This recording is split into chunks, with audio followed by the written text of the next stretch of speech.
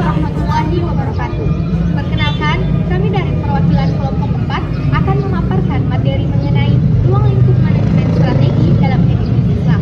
Sebelum itu, kami akan memperkenalkan diri. Di samping saya, perkenalkan nama saya Erika Febriana sebagai pembicara pertama dan saya sendiri Alia Reski Alinda sebagai pembicara kedua.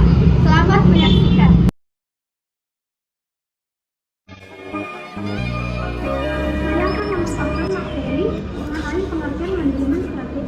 Manajemen strategi yaitu proses pengambilan keputusan dan tindakan yang mengarah kepada pengembangan strategi atau tujuan untuk mencapai suatu perusahaan. Faktor yang perlu diperhatikan dalam pembentukan strategi bisnis yang pertama yaitu penyusunan rencana pengembangan. Dalam perancangan suatu bisnis yang dibutuhkan susunan rencana yang digunakan selama mengembangkan sistem yang akan digunakan. Yang kedua yaitu pembangunan secara bertahap atau dinamis. Implementasi bisnis dalam suatu usaha yang sebelumnya belum berjalan dengan sistem lama. Implementasi separuh, selain itu evaluasi terus menerus dalam penerapan bisnis. Dan yang ketiga yaitu perlu menetapkan prioritas implementasi seperti yang dijelaskan sebelumnya. Implementasi bisnis itu berjalan dengan sistem lama. Dan yang keempat yaitu pemilihan teknologi yang tidak semua perusahaan membutuhkannya dan penggunaan teknologi sebagai persyaratan awal untuk menjadi kebutuhan penyelesaian. Dan yang terakhir yaitu penyiapan sumber daya, diperlakukan banyak sumber daya yang manusia dalam hal sumber daya teknologi.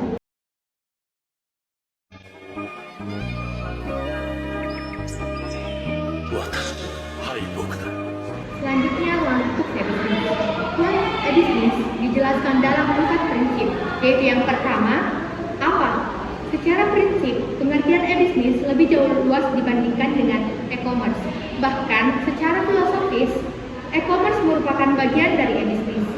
Jika e-commerce hanya memfokuskan pada aktivitas atau mekanisme transaksi yang dilakukan secara elektronik atau digital, e-bisnis memiliki wilayah yang jauh lebih luas, termasuk di dalamnya aktivitas relasi antara dua entiti perusahaan, interaksi antara perusahaan dengan pelanggannya, kolaborasi antara perusahaan dengan para mitra kerjanya, pertukaran informasi antara perusahaan dengan para pesaing usahanya, dan lain sebagainya. Prinsip yang kedua yaitu di mana e-bisnis dilakukan di mana saja, sejauh pihak yang berkepentingan memiliki fasilitas elektronik atau digital, kanal akses atau akses channel. Berbeda dengan bisnis konvensional, di mana transaksi biasa dilakukan hanya secara fisik di sekitar perusahaan dengan akses dan variasi transaksi yang terbatas. Selanjutnya, prinsip yang ketiga yaitu siapa. Klasifikasi entiti yang kerap digunakan dalam mengilustrasikan bisnis masing-masing yakni agen, bisnis, customer, device, employee, family, dan government. Contohnya adalah sebuah aplikasi tipe e-commerce B2C yang merupakan mekanisme hubungan perdagangan antara sebuah perusahaan dengan para pelanggannya, atau tipe G2G yang menghubungkan dua buah negara untuk permasalahan ekspor dan impor. Adapun prinsip yang terakhir yakni mengapa. Penerapan konsep e-bisnis secara efektif memberikan keuntungan bagi perusahaan karena banyaknya komponen biaya yang tinggi yang dapat dihemat, yang secara tidak langsung meningkatkan level pendapatannya.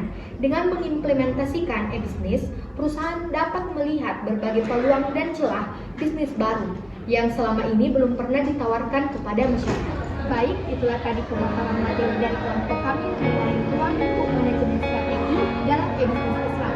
Lebih dan kurangnya mohon dimaafkan. Sekian dan terima kasih. Wassalamualaikum warahmatullahi wabarakatuh.